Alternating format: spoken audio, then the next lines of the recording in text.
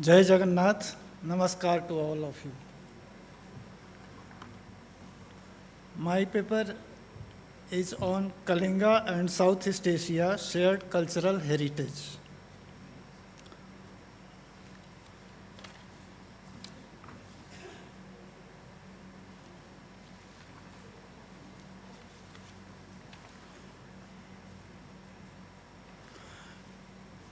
Friends, initiated in 1991, the Look East policy adopted by Indian government marked a strategic shift in India's perspective of the world and has been rigorously pursued by successive administrators. The policy was adopted and developed into more action-oriented as well as project and outcome-based and was transformed into Act East policy in 2014. The India-Southeast Asia relations have gained constant momentum through the period, responding it seriously. The Southeast Asian nations made India a sectoral partner in 1992.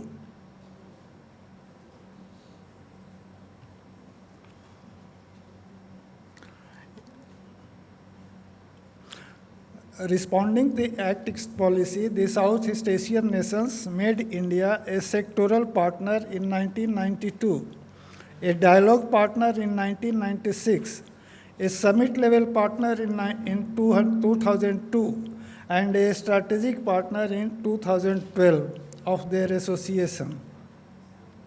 The partnership has accelerated across economy, indulging trade and investment, energy, connectivity, maritime security, people-to-people contact, etc. But no doubt these relations beheard in their glorious cultural past. Shared historical ties, culture, and knowledge have underpinned the sustained interaction between India and Southeast Asian nations. The process of their acculturation had started in very beginning of Christian era. The exchanges between the two are well documented and clearly explained that culture remained the key to the India-Southeast Asia relations. On the occasion of the Silver Jubilee celebration of India-ASEAN partnership, a commemorative summit was organized at New Delhi on 25th January 2018, in which both sides welcomed the cultural initiatives which play a critical role in strengthening the relationship. The cultural linkages have deep foundations ranging from prehistoric maritime exchanges to historical connections and expansion of Indian religious tradition in the region. The idea of Indianization was adopted to characterize the Indian influence on Southeast Asia, which has been much debated topic for researchers indulge in analytical study of historical and cultural developments in India and Southeast Asia. In this influence of ideas, India had a specific role to play. Some recent researchers analyzing the sources have determined it a complex nature of interaction, but no doubt the influence of Indian culture is clearly observable in many areas and in varied realms. In recent decades, European and Asian scholars have unearthed great stores of information in the ancient past of Southeast Asia. From beginning up to the 15th century, the Indian traders, adventurers, teachers, priests, and monks continued to be dominating influence in Southeast Asian kingdoms.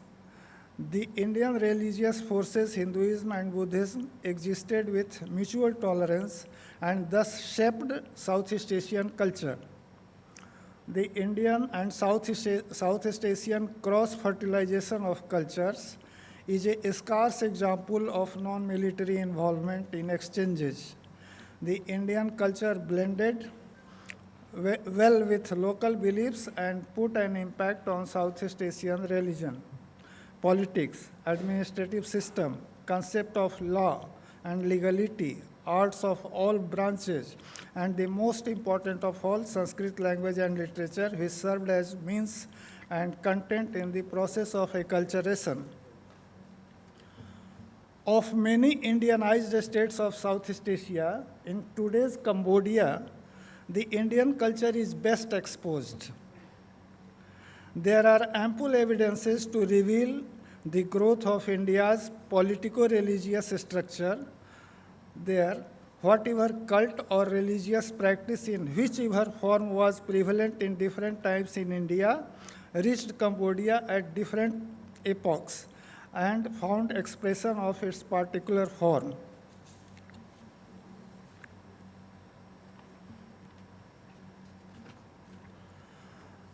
Cambodia has no written ancient history, but fortunately a large number of inscriptions have been discovered.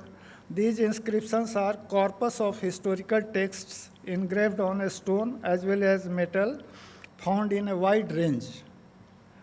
More than 1250 inscriptions of varying length yet discovered are the only written source for the study of ancient Cambodian civilization. The first information about the first Cambodian state, Funan, comes from an account left by the mission of the Chinese envoy Kang Tai and Cao Qing, who visited this country in the middle of the 3rd century. It would be considerable here that Chinese records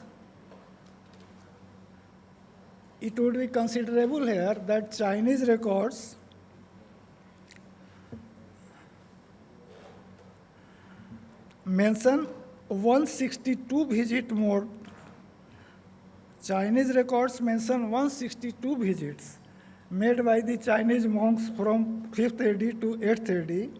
However, the visit by only one Indian scholar, Bodhidharma, to China is recorded in this period.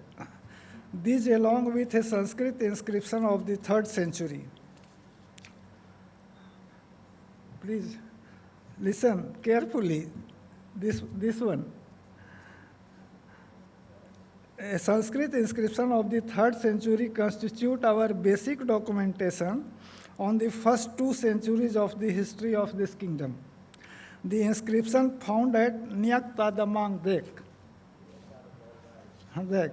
in the province of Takyo,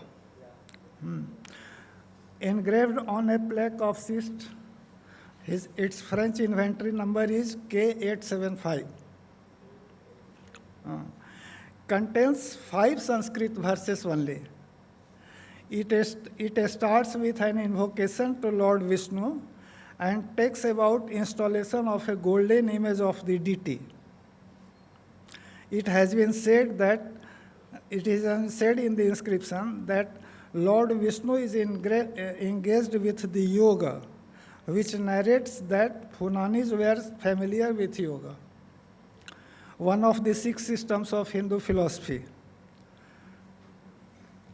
The anthropomorphic description of the Lord is also considerable, which Shesh Sai means taking rest over the couch, made of the back of serpent Shesh and making ocean his home. It clears that religion has been exercising its influence over Cambodians for over 2 millennia of the recorded history. The religious tradition in Cambodia can be traced back to the Funan period, when Hinduism, mostly represented by the worship of Vishnu as well as Shiva and sometimes embedded in Harihar, was established as the faith of the people.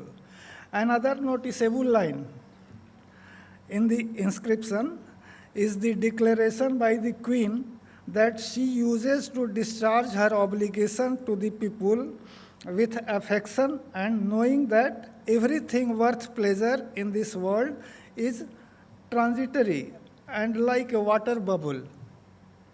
This idea completely resembles with the first line of the first hour Upanishads, the Ishavasya Upanishad, which directs the human being to enjoy everything in the world with a sense of detachment. because of its impermanence. In the Cambodian dreamland of fabulous and fascinating inscriptions, to which Philippe Grosselier called civilization of inscriptions, this Nyekta inscription manifests a thorough acquaintance with Indian religious beliefs and mythology, philosophical ideas, ritual, and forms of worship, Sanskrit language, art, sculpture, and all other essential elements of Hindu culture in that far-off land in the beginning of the Christian era. According to Chinese documents, which are the only known historical account of the early era of Brahmin rulers of the country, systematized the worship of Indian deities and instituted the state worship of Shiva. All the time of Indian cultural infiltration, the laws of Manu, the Indian legal code, were put into effect and the use of Central Indian alphabet was introduced. Both the legal code and the alphabet in modified form are used in Cambodia also today.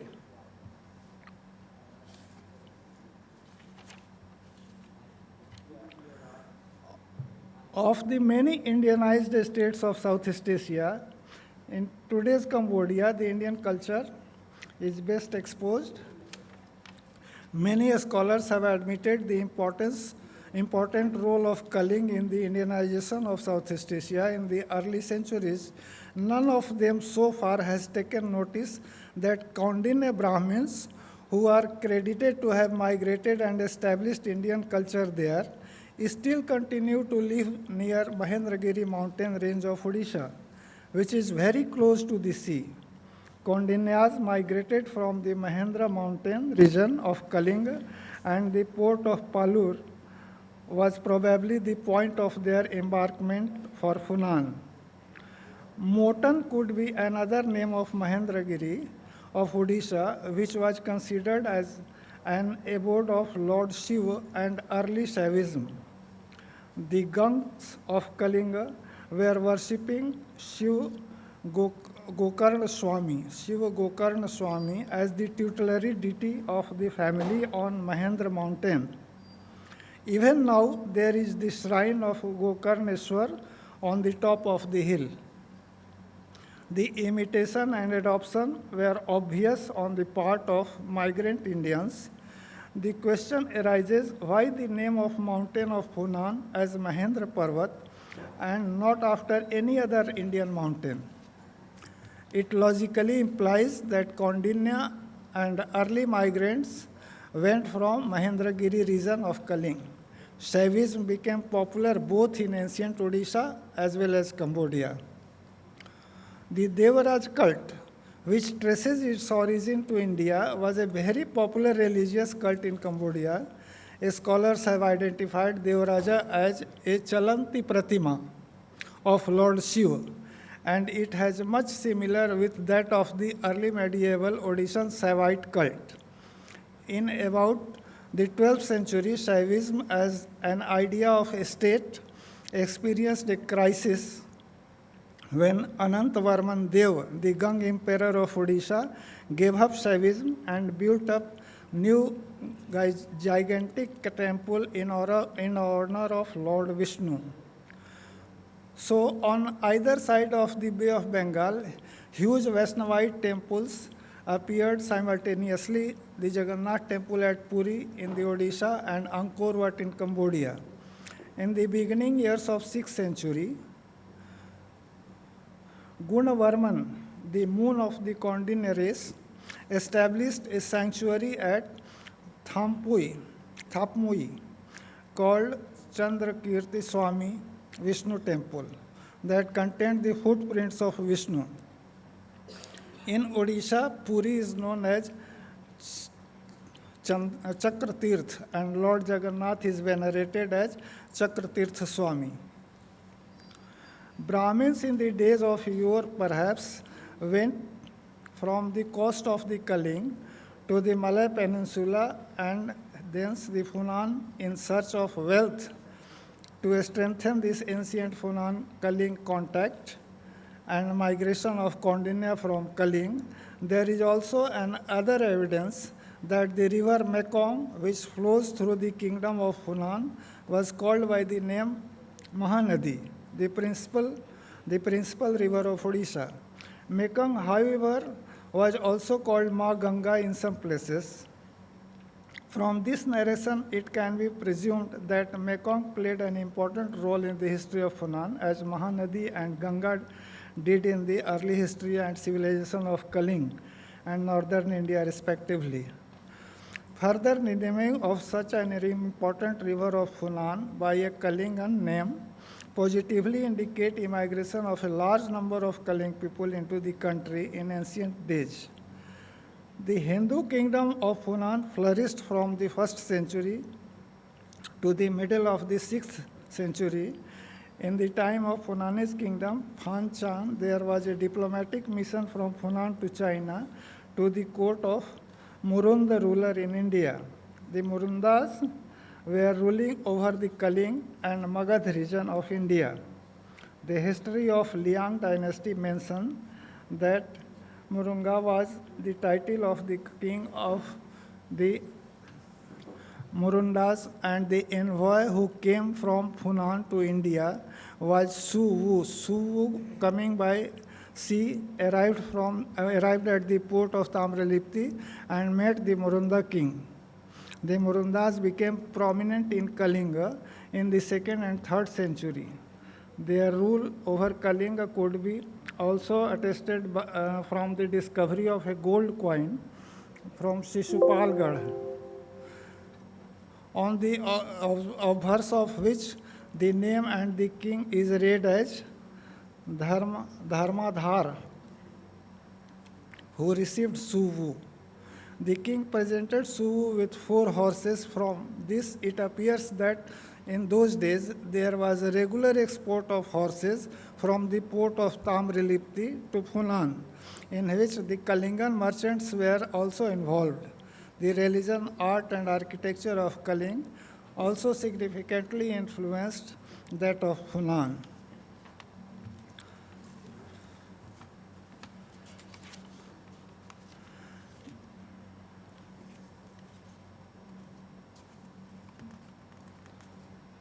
Now I want to conclude it.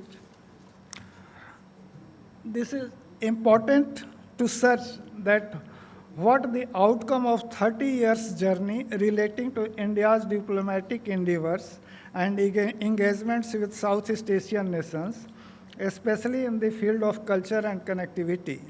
I think more details studied from a micro-regional perspective are needed for better understanding of interactions between India and Southeast Asia. Development activities are destroying important archaeological sites worldwide, while the archaeological excavations offer ample opportunities to collect fresh data related to Indian interaction with Southeast Asia. It is good that India has renewed her thrust on civilizational links with Southeast Asia, which will help to understand and confront contemporary challenges. It is being utilized effectively to expand collaboration in other sectors. Identifying the heritage sites, those should be developed as centers of tourist attraction, showcasing cultural connectivity. Over more than 1,000 years of Indian culture was synchronized into local culture of Southeast Asian people. India has gained its benefit